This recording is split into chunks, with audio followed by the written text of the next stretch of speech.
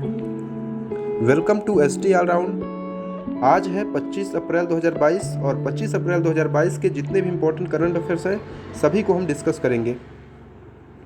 साथ ही साथ हर क्वेश्चन से रिलेटेड उनके इम्पोर्टेंट फैक्ट भी हम आपको बताएंगे।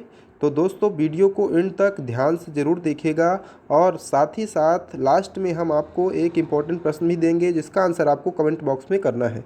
तो चलिए दोस्तों स्टार्ट करते हैं आज के पहले महत्वपूर्ण प्रश्न के साथ। और आज का पहला इम्पोर्टेंट प्रश्न है कि विजडन ने किन दो भारतीय खिलाड़ियों को वर्ष 2022 के लिए क्रिकेटर ऑफ द ईयर चुना है। दोस्तों आपको ध्यान रखना इसका राइट आंसर हो जाएगा भारतीय टीम के जो वर्तमान कप्तान है रोहित शर्मा और तेज गेंदबाज है जसप्रीत बुमराह। तो इनको रोहित शर्मा और जसप्रीत बुमराह को विजडन ने क्रिकेटर ऑफ द ईयर चुना है। दोस्तों आपको ध्यान रखना है कि वर्ष 2022 के लिए क्रिकेटर ऑफ द ईयर ये खिलाड़ी 5 खिलाड़ी चुने गए हैं। कितने खिलाड़ी? 5 खिलाड़ी चुने गए हैं। इसके अलावा न्यूजीलैंड के डेवन कॉनवे, इंग्लैंड के तेज गेंदबाज कौन है? ऑली रॉबिन्सन, इनका नाम ध्यान रखिएगा, ऑली रॉबिन्सन है। और वहीं दक्षिण अफ्रीका की महिला क्रिकेटर है डेन वॉन निकर्क के नाम भी इस लिस्ट में शामिल है। वहीं दोस्तों रूट को कुछ और भी इम्पोर्टेंट पुरस्कार है, जैसे रूट को चुना गया है leading cricketer of the year. तो लीडिंग क्रिकेटर के लिए रूट को चुना गया जो कि इंग्लैंड के कप्तान थे। वहीं साल के लीडिंग क्रिकेटर हैं ये। पाकिस्तान के विकेट कीपर बल्लेबाज है मोहम्मद रिजवान, इनको वर्ष 2022 का T20 क्रिकेटर चुना गया है। क्या चुना गया है? T20 क्रिकेटर मोहम्मद रिजवान को चुना गया है, तो आपको ध्यान रखना है। वहीं दोस्तों क्योंकि इनको क्या है, कमाल का प्रदर्शन इन्होंने किया है साल 2022 में, T20 हो या हर फॉर्मेट में इन्होंने बहुत अच्छी बल्लेबाजी की है। तो दोस्तों ये अपने जो अभी वर्तमान में भारतीय क्रिकेटरों की बात की जाए तो जसप्रीत बुमराह और रोहित शर्मा का नाम ध्यान रखना है आपको। बढ़ते हैं दोस्तों नेक्स्ट इंपॉर्टेंट क्वेश्चन की ओर। तो ये दोस्तों इसका राइट आंसर आपको ध्यान रखना है।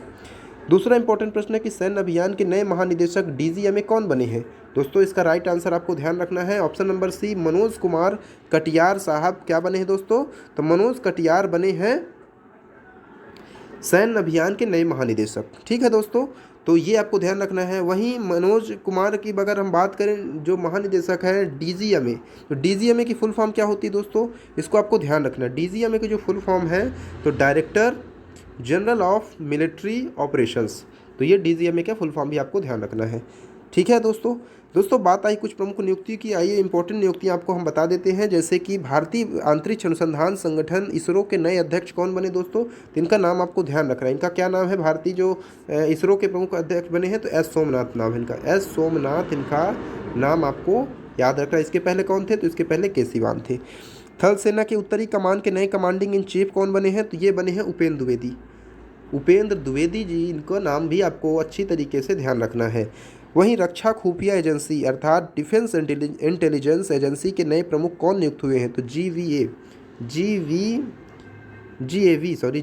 रेड्डी।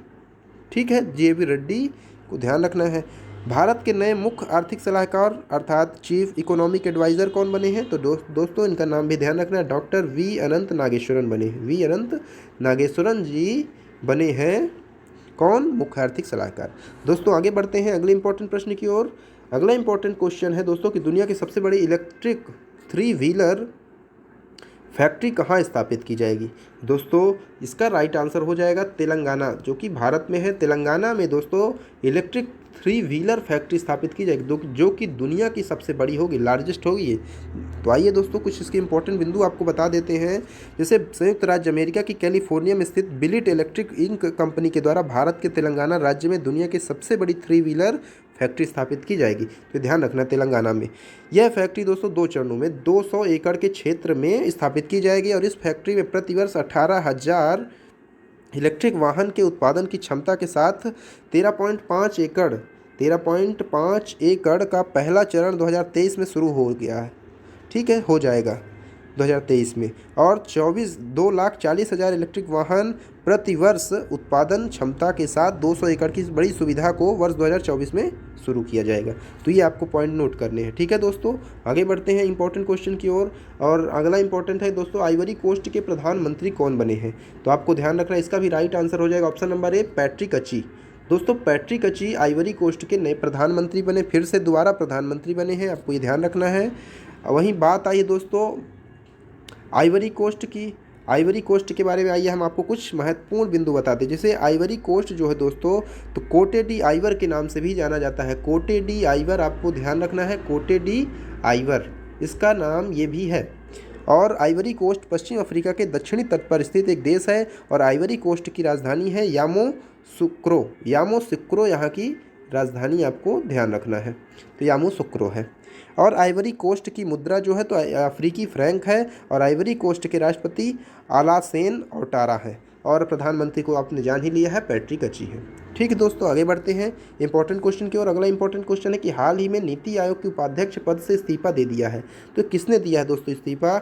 इनका नाम आपको ध्यान रखना है, राजीव कुमार। दोस्तों इन्होंने नीति आयोग के उपाध्यक्ष पद से इस्तीफा दे दिया है।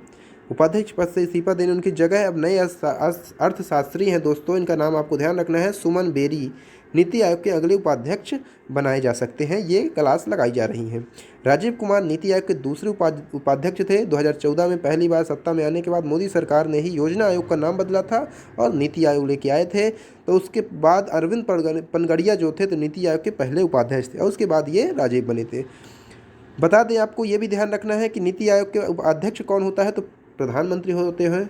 तो जैसे वर्तमान में नरेंद्र मोदी जी हैं।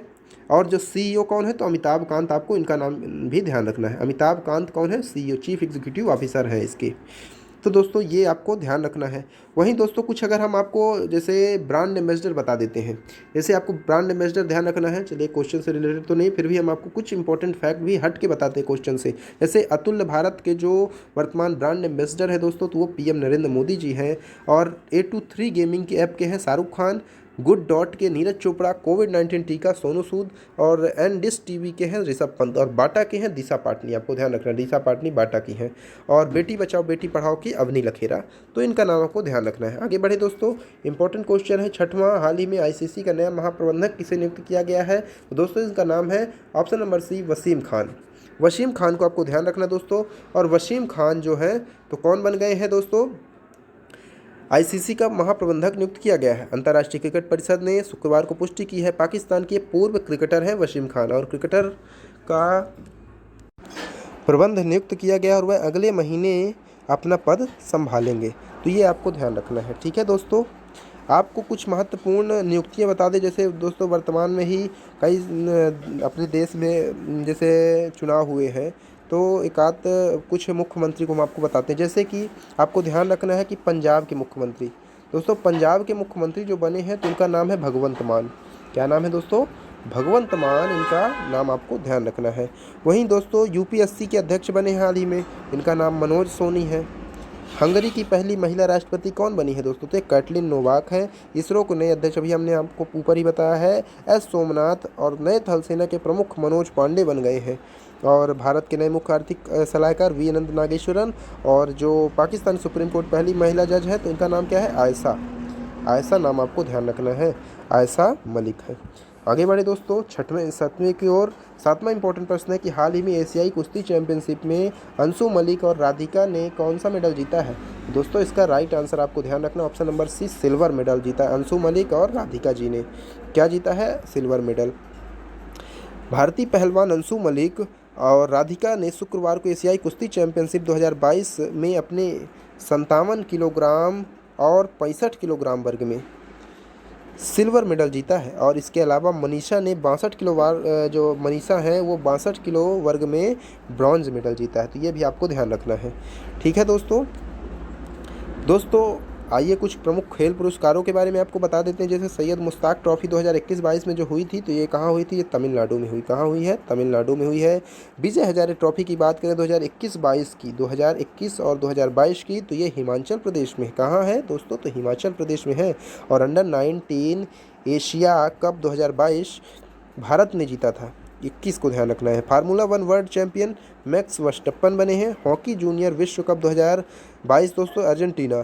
और जो विश्व शतरंज चैंपियनशिप है ये मैग्नस कार्लसन ने जीता है। और चैलेंजर ट्रॉफी 2021-22 ने इंडिया ए ने इस पर कब्जा जमाया है, तो ये आपको ध्यान रखने हैं। कुछ महत्वपूर्ण खेल पुरस्कार हैं। आगे बढ़े दोस्तों 8वां इंपॉर्टेंट प्रश्न है कि आईपीएल के एक सीजन में 3 शतक लगाने वाले, दोस्तों एक सीजन में विदेशी एक प्रकार से बल्लेबाज कह सकते हैं, क्योंकि अभी तक आईपीएल के एक सीजन में 3 शतक सिर्फ विराट कोहली नहीं लगाया था, 4 शतक लगाए थे। तो 3 3 शतक लगाने वाले पहले बल्लेबाज बन गए जोस बटलर। दोस्तों इनका नाम है, ध्यान रखना, जोस बटलर।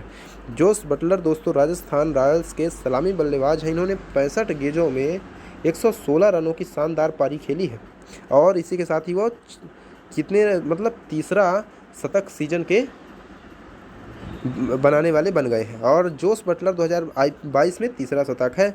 इसके साथ ही आईपीएल में सबसे ज़्यादा शतक ठोकने वाले विदेशी खिलाड़ी भी बन गए हैं, ये भी जान रखिएगा आप।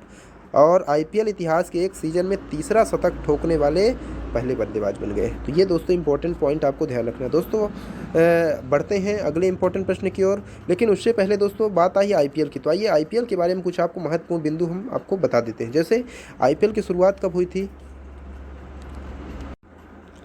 आईपीएल की शुरुआत 2008 में हुई थी। आईपीएल की शुरुआत 2008 में हुई थी। वहीं आईपीएल का पूरा नाम क्या है दोस्तों? तो इंडियन प्रीमियम लीग।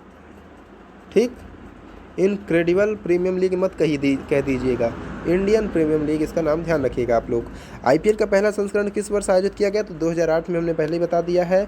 और आईपीएल का ऑरेंज कप किसे कहते हैं दोस्तों? जो सुना होगा ऑरेंज कप। तो ऑरेंज कप दोस्तों ये होता है जो सबसे ज़्यादा रन बनाने वाला, जो सर्वाधिक रन बनाने खिलाड़ी को ऑरेंज कैप और सर्वाधिक विकेट लेने वाले खिलाड़ी को पर्पल कैप दिया जाता है। ठीक है ना।